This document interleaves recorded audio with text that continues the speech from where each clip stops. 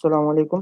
तो स्टार्ट करते हैं आज की क्लास। और आज की क्लास हमारी है जेसन के ऊपर। टॉपिक हमारा जेसन है और जेसन के साथ साथ हम ये भी सीखेंगे किस तरीके से हमारे पास जावास्क्रिप्ट की एक लाइब्रेरी है चार्ट डॉट जेएस, उसको यूज़ करते हुए हम किस तरीके से हम जो है ग्राफ क्रिएट कर सकते हैं। ठीक है, तो जेसन स्टार्ट करते हैं कि जेसन क्या है। और हम कोशिश ये करेंगे जब हम चार्ट डॉट जेएस का यूज़ करें तो हम जेसन पे ही कोई डेटा बनाएं और उसी डेटा के बिहाफ पे जो है वो हम अपना ग्राफ क्रिएट करें। ठीक है, तो व्हाट इज जेसन? जेसन क्या है? जेसन की फुल फॉर्म है आपके पास जावा स्क्रिप्ट ऑब्जेक्ट नोटेशन। ठीक है, and then it is use to store and exchange data. जिस तरीके से हमने एक्सएमएल पढ़ी थी, और अगर आपने एक्सएमएल नहीं पढ़ी है तो आप मेरे लेक्चर्स देख सकते हो। तो एक्सएमएल हम लोग यूज करते थे, क्या करते थे, डेटा को एक जगह से दूसरी जगह जो है वो ट्रांसफर करने के लिए या डेटा को स्टोर करने के लिए। तो इसी तरीके से जेसन भी हमारे पास उसी काम के लिए यूज की जाती है, डेटा को स्टोर करने के लिए या डेटा को एक्सचेंज करने के लिए। अब यहाँ पर आपको जो है वो, आपको उसके नाम से लग रहा होगा कि जावा स्क्रिप्ट ऑब्जेक्ट नोटेशन लिखा है तो इसका मतलब ये है कि जावा स्क्रिप्ट से इसका कोई रिलेशन है। तो ऐसा बिल्कुल भी नहीं है, इसका कोई रिलेशन नहीं है, क्योंकि जावा स्क्रिप्ट ये जो जब आप जेसन क्रिएट करते हो, जेसन में काम कर रहे होते हो, तो जो जेसन का जो कोड होता है, तो जब आप उसमें लिख रहे होते हो तो आपका जो ऑब्जेक्ट्स बन रहे होते हैं वो बिल्कुल जावा स्क्रिप्ट की तरह होते हैं। अब आपको ऑब्जेक्ट्स पढ़े होंगे जावा स्क्रिप्ट में, और अगर नहीं पढ़े तो थोड़ा सा कोड करके आपको दिखाते हैं किस तरीके से जावा स्क्रिप्ट में जो है वो हम ऑब्जेक्ट क्रिएट करते थे। तो यहाँ पर आते हैं, और यहाँ पर आने के बाद मैं एक न्यू फाइल ओपन कर लेता हूँ। ठीक है, इसको हम सेव कर लेते हैं, practice dot H T M L के नाम से सेव कर लेते हैं। ठीक है, यहाँ पर हम एच टी एम एल की जो है वो बॉयलर प्लेट क्रिएट कर लेते हैं। ठीक है, यहाँ पर आते हैं और अपने स्क्रिप्ट का टैग ओपन करते हैं। ठीक है, और यहाँ पर हम बना लेते हैं ऑब्जेक्ट। और तो ऑब्जेक्ट बनाने के लिए हम क्या यूज करते थे, वेरिएबल, और एक वेरिएबल और इसका कोई भी नाम रख लेते हैं। हम इसका नाम रख लेते हैं ऑब्जेक्ट इस इक्वल्स टू, इसका नाम ओबीजे रख लेते हैं, ओबीजे इक्वल्स टू, और आप यूज करते थे curly braces open and close. और उसके अंदर आप क्या लिखते थे, यहाँ पर आपने क्या किया, उसकी की दी, जो भी आप नाम देना चाहते थे, कॉलन, कॉलन देने के बाद उसकी वैल्यू मैंने यहाँ पर पास कर दिया सर। और आप इस तरीके से अगर आप मल्टीपल वैल्यूज देना चाहते हो तो आपने कॉमा लगाया, कॉमा से आप सेपरेट करते हो एक वैल्यू को दूसरी वैल्यू से। और यहाँ पर आपने लिखा जो है, यहाँ पर हम फ़ोन नंबर दे देते हैं, फ़ोन नंबर कॉलन, और कॉलन लिखने के बाद यहाँ पर मैं फ़ोन नंबर पास कर दे देता हूँ 1 2 3 4 5 6, या जो भी आपने नंबर टाइप देना। ठीक है, तो आपने देखा था कि हम ऑब्जेक्ट के अंदर भी मल्टीपल डेटा टाइप का डेटा स्टोर करवा सकते हैं इन जावा स्क्रिप्ट। और हमने एरे में भी पढ़ा था जावा स्क्रिप्ट में कि हम मल्टीपल डेटा टाइप का डेटा अपने पास स्टोर कर सकते हैं। ठीक है, तो हम इस तरीके से ऑब्जेक्ट बनाते थे, और ऑब्जेक्ट की वैल्यू अगर हमें हासिल करनी होती थी तो हम यहाँ पर अलर्ट लिखते हैं, और अलर्ट को लिखने के बाद हम लिखते थे ओबीजे, यानी जो भी हमारा ऑब्जेक्ट जो है वो जिसमें स्टोर हो रहा है। और ओबीजे को लिखने के बाद अगर हम यहाँ पर किसी भी प्रॉपर्टी को एक्सेस करना चाहते हैं तो हम डॉट लिख के उसकी किसी भी प्रॉपर्टी को एक्सेस कर सकते थे। ठीक है, तो हम इस तरीके से ऑब्जेक्ट को क्रिएट करते थे। वापस आते हैं अपने लेक्चर पे।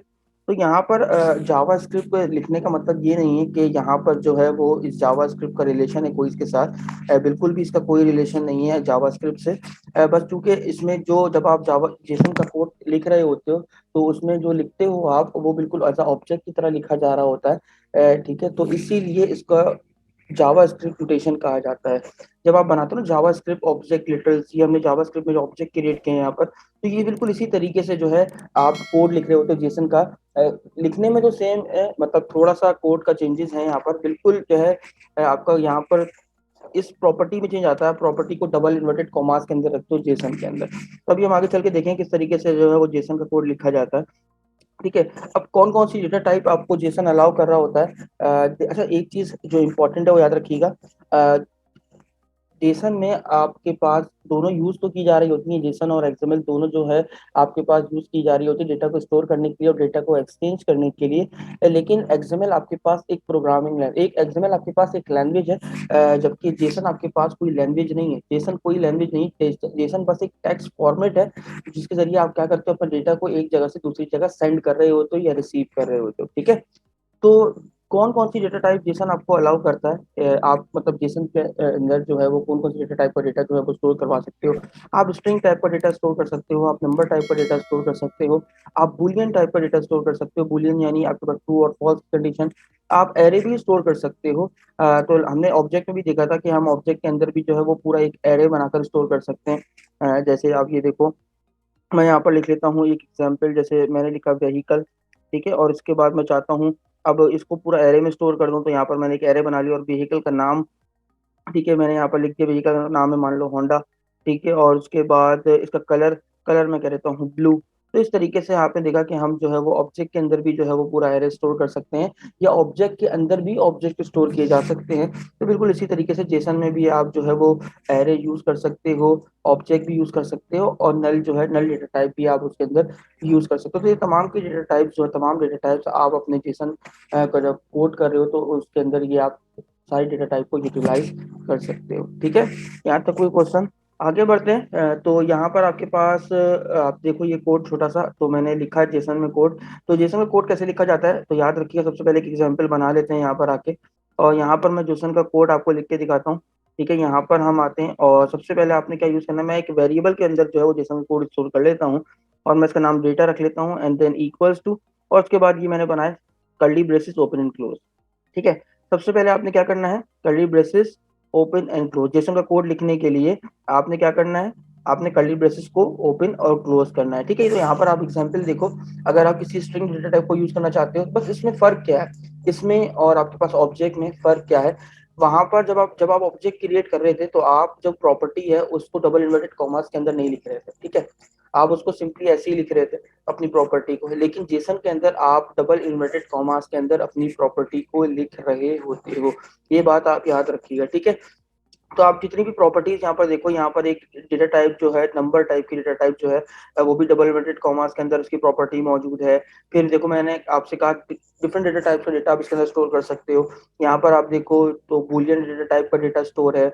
यहाँ पर आपको नल डेटा भी दिख रहा होगा। यहाँ पर आपको पूरा एक एरे दिख रहा होगा। यहाँ पर आपको जो है वो पूरा एक ऑब्जेक्ट क्रिएट हुआ हुआ दिख रहा होगा। तो आप मल्टीपल डेटा टाइप का डेटा यहाँ पर यूटिलाइज कर सकते हो। तो हम इसको एक एग्जाम्पल करके देख लेते हैं यहाँ पर, ठीक है। यहाँ पर आते हैं और यहाँ पर आने के बाद मैं जो है वो एक नेम स्टोर कर लेता हूँ, ठीक है। यहाँ पर मैंने स्टोर करा एक double inverted commas open, name store किया, और यही कोड जो हमने वहाँ लिखा है यहाँ पर लिखते हैं नेम, और यहाँ पर मैं लिख लेता हूँ असद अली, कॉमा, और उसके बाद अच्छा, कॉमा के जरिए हम एक वैल्यू को दूसरी वैल्यू से सेपरेट कर रहे होते हैं। और उसके बाद अच्छा, जेसन जो है वो आपके पास ऐसा कोई लैंग्वेज नहीं है, तो इसका मतलब ये नहीं है कि आपको इसको पढ़ने के लिए जो है ना वो बहुत ज़्यादा टाइम लगेगा, क्योंकि एक जस्ट एक टेक्स्ट बेस्ड फॉर्मेट है जिसके जरिए आप अपने डेटा को सेंड कर सकते हो या रिसीव कर सकते हो। तो आप बहुत जल्दी जो है वो इसको सिर्फ लिखने का सिंटेक्स देख लो कि किस तरीके से इस पर लिखी जाती है, और आप उसको इजी टू यूटिलाइज कर सकते हो अपने पास। नेम के बाद मैं यहाँ पर आ जाता हूँ, उसके बाद हमने क्या दिया है यहाँ पर, फोन नंबर। तो हम लोग यहाँ पर फोन नंबर लिख लेते हैं, और फोन नंबर को मैं लिख लेता हूँ as a number data type. तो मैं लिखता हूँ 1 2 3 4 5 6, जो भी नंबर है मैंने यहाँ पर जस्ट एग्जाम्पल लिखा है। और उसके बाद यहाँ पर एक बुलियन डेटा टाइप भी यूज कर लेते हैं, और मैं लिख लेता हूँ मैरिड, जस्ट एक प्रॉपर्टी का नाम है, और मैं यहाँ पर वैल्यू लिख देता हूँ फॉल्स, ठीक है। उसके बाद हम आते हैं यहाँ पर, हमने देखो स्ट्रिंग भी यूज कर लिया, फिर हमने जो है वो नंबर डेटा टाइप को भी यूज कर लिया, एंड देन हमने यहाँ पर जो है वो बुलियन को भी यूज कर लिया। अब हम एरे को भी यूज कर लेते हैं। तो एरे के लिए हम क्या यूज कर लेते हैं, हम यूज कर लेते हैं नल डेटा टाइप पहले यूज कर लेते हैं। तो नल के लिए हम प्रॉपर्टी लिखते हैं किड्स फॉर एग्जाम्पल, और यहाँ पर हम लिख देते हैं किड्स में खाली छोड़ देते हैं, ठीक है। नल वैल्यू यहाँ पर जो है नल वैल्यू पास हो जाएगी। उसके बाद हम लिख लेते हैं एक एरे बना लेते हैं। तो एरे के लिए हम जो प्रॉपर्टी नेम लेते हैं, ये होता है आपके पास प्रॉपर्टी नेम, ये होती है आपके पास वैल्यू। इसे आप जो है वो की भी बोलते हो। बिल्कुल यार, ये एज इट इज ऐसे ही वर्क कर रहा होता है जैसे आपके पास एरे वर्क कर रहा होता है, ठीक है। जैसे एरे और ऑब्जेक्ट में देखो क्या, देखो कैसे इसको किस तरीके से जो है वो यूटिलाइज करते हैं। एरे में जब हम बनाते हैं कोई भी वैल्यू, यहाँ पर मैं जस्ट पास कर देता हूँ असद, ठीक है। और यहाँ पर मैं पास कर देता हूँ उसका फोन नंबर, और यहाँ पर मैं पास कर देता हूँ कुछ भी, जस्ट मैंने ये 3 वैल्यू पास करी, ठीक है। तो एरे की जो लेंथ है वो 3 है। यहाँ पर होता क्या है, जब हम बोलते हैं, जब हम इसको यूज करते हैं, यानी मैं चाहता हूँ मैं उसका फोन नंबर जो है वो देख सकूं, तो मुझे एरे के इंडेक्स नंबर से जो है मैं इसकी वैल्यू को उठा रहा होता हूँ, कि मुझे पता है कि एरे की जो स्टार्टिंग वैल्यू है, स्टार्टिंग इंडेक्स नंबर है, वो 0 से स्टार्ट होता है, एंड सो ऑन। जितनी वैल्यूज मौजूद होंगी वो जो है उसके इंडेक्स नंबर के अकॉर्डिंग सेट हुई हुई होंगी। और तो मैं पहली वैल्यू जो है वो मेरी 0 इंडेक्स पे है, दूसरी वैल्यू मेरी 1 इंडेक्स पे है। तो यहाँ पर मैं इंडेक्स नंबर के जरिए पहचान रहा होता हूँ, जबकि ऑब्जेक्ट में मैं किस तरीके से उसके प्रॉपर्टी के नाम से या फिर उसकी की से। बेसिकली की जो है वो एक ऐसा इंडेक्स ही वर्क कर रही होती है कि इंडेक्स नंबर, तो जिसके जरिए उसकी पहचान हो पा रही होती है कि ये जो है वो इसका इंडेक्स नंबर है और इसके जरिए जो है वो इसका डेटा जो है हम यहाँ से गेट करवा सकते हैं। ठीक है, तो यहाँ पर आपके पास, इसको रिमूव करते हैं, यहाँ पर आपके पास ये इसकी की है और ये इसकी वैल्यू है। आप इस की के जरिए जो है वो इसकी वैल्यू को एक्सेस कर सकते हो। जैसे वहां पर आप एरे में इंडेक्स नंबर के जरिए उसकी वैल्यू को एक्सेस कर सकते हो। यहाँ पर आते हैं, यहाँ पर आने के बाद मैं एक जो है वो अ, एक एरे क्रिएट कर लेता हूँ। एरे के लिए मैं लिख लेता हूँ यहाँ पर हॉबीज, एक प्रॉपर्टी बना ली। ठीक है, I repeat, double inverted commas के अंदर आप अपनी की को रखते हो जेसन के अंदर। ठीक है, यहाँ पर आने के बाद और मैं हॉबीज के अंदर जो है वो एक पूरा एरे रख लेता हूँ और मैं कह देता हूँ प्लेइंग गेम्स, कॉमा, और उसके बाद मैं रख लेता हूँ यहाँ पर एक और नाम रख लेते हैं। और यहाँ पर मैं कह लेता हूँ प्लेइंग गेम्स के बाद, ये यहाँ पर मैंने इन्वर्टेड कॉमा बंद नहीं किया, ये एक स्ट्रिंग है। और उसके बाद मैं कह लेता हूँ sports and then reading book. ठीक है, तो यहाँ पर मैंने पूरा एक एरे स्टोर कर दिया। उसके बाद मैं आता हूँ यहाँ पर जो है वो अब एक ऑब्जेक्ट भी क्रिएट कर लेते हैं। तो यहाँ पर आके मैं एक ऑब्जेक्ट बना लेता हूँ। यहाँ पर ऑब्जेक्ट किस चीज़ का हम बनाए, हम ऑब्जेक्ट बना लेते हैं यहाँ पर हम बना लेते हैं कंप्यूटर। ठीक है, मैंने यहाँ लिखा कंप्यूटर और यहाँ पर हम इसका ऑब्जेक्ट क्रिएट कर लेते हैं। ठीक है, अब उस कंप्यूटर के अंदर डिफरेंट कैटेगरीज हो सकती हैं कि जैसे मान लो आपके पास लैपटॉप्स हैं या सीपीयू बेस्ड सिस्टम है, तो इस तरीके से यहाँ पर जो है हम फर्दर जो है वो एक और ऑब्जेक्ट ऑब्जेक्ट के अंदर ऑब्जेक्ट बना लेते हैं। तो यहाँ पर जो है मैं इसको as a array of object बना लेता हूँ, एरे के अंदर रख लेता हूँ इस पूरे ऑब्जेक्ट को। ठीक है, तो यहाँ पर आते हैं और यहाँ पर मैं एक ऑब्जेक्ट बनाता हूँ।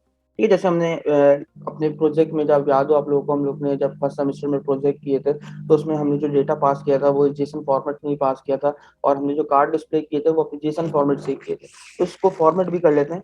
ठीक है, यहाँ पर आते हैं और कंप्यूटर के अंदर लिखते हैं सबसे पहले कंप्यूटर का नाम, याद रखिएगा डबल इन्वर्टेड कॉमास के अंदर लिखना है, कंप्यूटर नेम।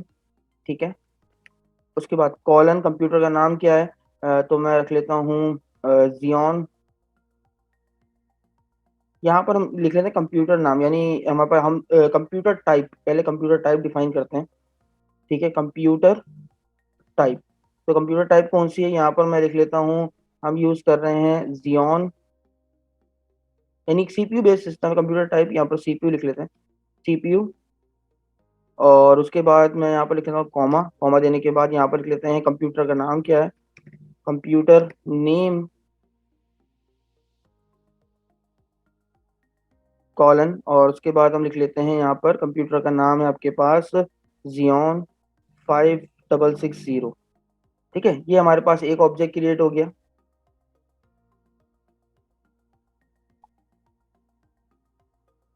तो यहाँ पर हमने देखा कि किस तरीके से जो है हमने कंप्यूटर टाइप दी ऑब्जेक्ट के अंदर और कंप्यूटर नेम पास कर दिया।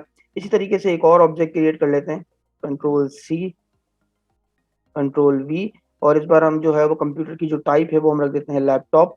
और हम लैपटॉप यूज कर रहे हैं कोर i5 सेवेंथ जेन, 7th जनरेशन। ठीक है, हमने लिख दिया। ठीक है, ये हमने बना लिया अपना डेटा यहाँ पर। ठीक है, और इसको सेट कर लेते हैं। ठीक है, तो ये देखो जेसन में इस तरीके से जो है वो आप अपने डेटा को जो है वो बना रहे होते हो। ठीक है, अब इसको यूटिलाइज कैसे कर सकते हैं, तो वो बड़ा सिंपल है। मैं आपको इसे यूटिलाइज करना भी सिखा देता हूँ। मैं इसे कंट्रोल सी कर लेता हूँ इस कोड को, मैं यहीं से भी रन करके दिखा सकता हूँ आपको। पहले मैं आपको जो है वो कंसोल से भी चलाना सिखाऊं, तो उसे कॉपी पाथ और कॉपी पाथ करके यहाँ पर आते हैं और इसको रन कर लेते हैं वेबसाइट को और इंस्पेक्ट करते हैं। इंस्पेक्ट करने के बाद कंसोल ओपन कर लेते हैं और कंसोल ओपन करने के बाद यहाँ आते हैं और यहाँ आने के बाद इस पूरे कोड को कॉपी कर लेते हैं। तो आपने अगर इसे कंसोल में चलाना है तो आप कैसे चलाओगे, सबसे पहले तो आप कोई भी वेरिएबल बना लो ताकि आप इस वेरिएबल में इस पूरे जेसन के कोड को जो है वो स्टोर करा सको। तो यहाँ पर मैं लिख लेता हूँ माई डेटा के नाम से एक मैंने वेरिएबल बना दिया, इक्वल्स टू, और चूंकि मल्टीपल लाइन ऑफ कोड है तो आप बैक टिक का यूज कर सकते हो, स्ट्रिंग लिटरल्स का। तो यहाँ पर मैं इसको पास कर देता हूँ बैक टिक के अंदर एंड देन दैट्स इट, मैं एंटर कर देता हूँ। तो आप ये देखो मेरे पास जो है वो जेसन फॉर्मेट यहाँ पर डिस्प्ले हो चुका है। अब मैं चाहता हूँ इसे जावास्क्रिप्ट ऑब्जेक्ट में कन्वर्ट कर दूं, तो बड़ा सिंपल है। आपने सिंपल क्या करना है, जेसन डॉट इसको पार्स कर दो, सही है, जेसन डॉट पार्स।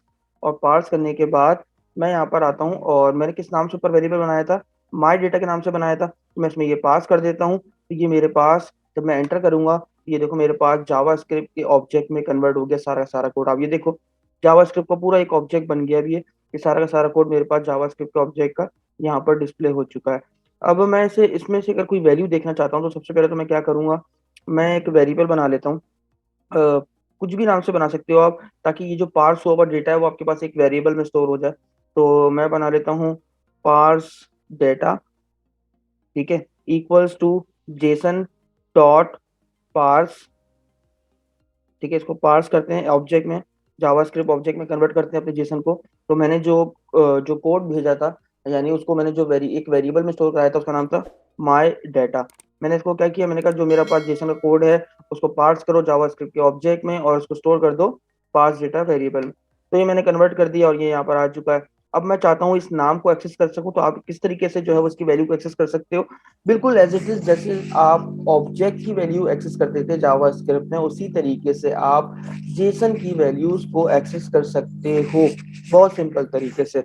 यहाँ पर एक्सेस करके दिखाता हूँ, पार्स, आपने क्योंकि पार्स में स्टोर कराया था, किसमें स्टोर कराया था, पार्स डेटा में, पार्स डेटा, और उसके बाद डॉट, और डॉट लिखने के बाद जैसे आप ये देखो आपके पास यहाँ तमाम की तमाम प्रॉपर्टीज डिस्प्ले हो चुकी हैं।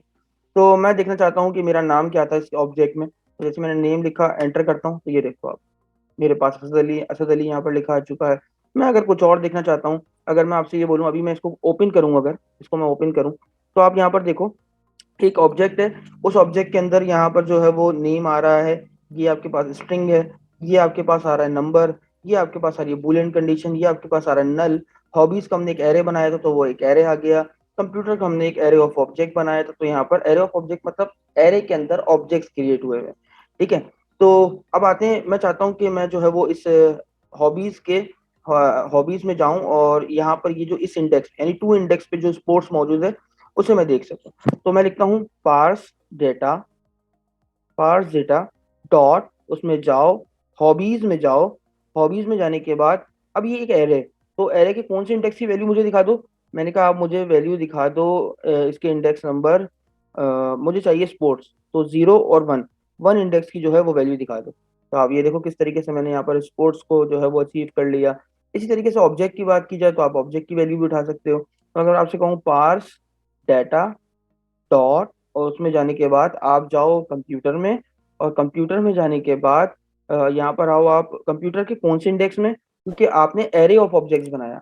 यानी आपको मैंने बताऊं, यहाँ पर अगर आप देखो, तो यहाँ पर देखो पहले एरे है, उस एरे यानी एरे के अंदर आपके पास वैल्यू किसमें स्टोर हो रही हो, इंडेक्स वाइज आप वैल्यू को गेट करते हो। तो यहाँ पर आप देखो ये आपके 0 इंडेक्स पे मौजूद है, ये आपके 1 इंडेक्स पे मौजूद है। तो मैं क्या कहूंगा, कंप्यूटर में जाओ, उसके 0 इंडेक्स पे जाओ, और 0 इंडेक्स में जाने के बाद उसकी कौन सी प्रॉपर्टी को उठा लो, कंप्यूटर टाइप की, ठीक है। तो यहाँ पर आते हैं, मैंने कहा कंप्यूटर में जाओ, उसके 0 इंडेक्स में जाओ, डॉट, और उसके बाद क्या उठा लो, कंप्यूटर का नाम, एंड दैट्स इट। मैंने जैसे ही एंटर किया, तो आप ये देख सकते हो मेरे पास यहाँ पर Xeon 5660 जो है वो डिस्प्ले हो चुका है। यहाँ तक कोई क्वेश्चन तो आप बेटा पूछ सकते हो।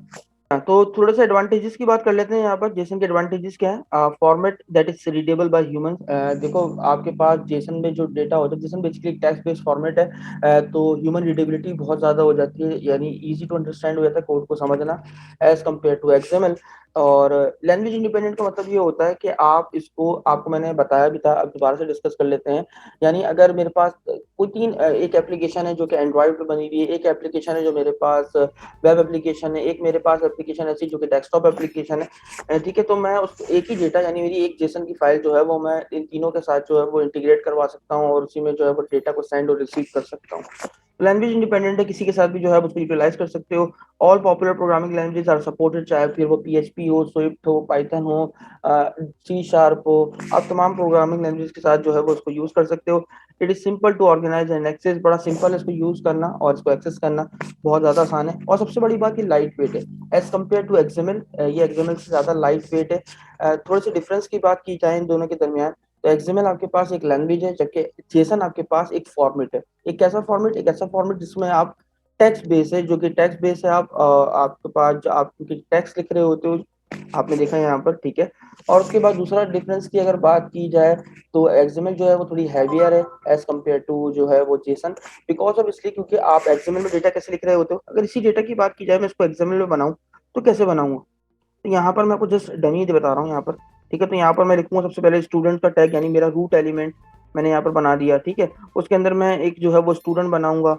अब स्टूडेंट का टैग जो है वो मैं यहाँ पर रख देता हूँ, ठीक है। यहाँ पर मैंने स्टूडेंट का टैग बना दिया, ठीक है, और एक सिंगल स्टूडेंट का टैग। यहाँ पर आने के बाद जो है वो मैं रख लेता हूँ, मान लो यहाँ पर उसकी जो है नेम, एज,